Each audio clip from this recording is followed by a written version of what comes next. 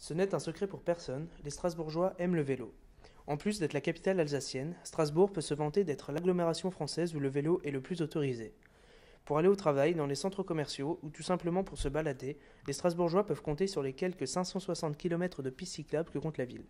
Ce moyen de transport, pratique et économique, est un concurrent sérieux des tramways et autres autobus. En effet, plus de 15% des déplacements dans le centre-ville sont parcourus en pédalant. Le cyclisme possède un autre argument de choc non négligeable, son faible impact sur l'environnement. Les amoureux de l'écologie peuvent se déplacer sans émettre la moindre émission de CO2. Bien plus qu'un effet de mode, l'engouement autour du vélo se prouve par l'existence de nombreuses boutiques spécialisées, comme par exemple Rustine et Burette à 2 coups de pédale de la cathédrale. Son directeur, Jean-Luc Kauffer, revient sur les avantages de Strasbourg pour la pratique du vélo.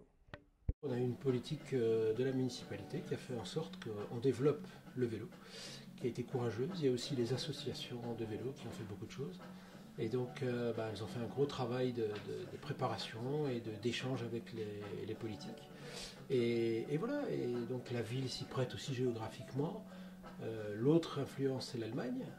L'Allemagne qui est bien sûr en avance sur nous en termes d'utilisation du vélo. Les Allemands ont en effet de l'avance dans le domaine, tout comme les Pays-Bas.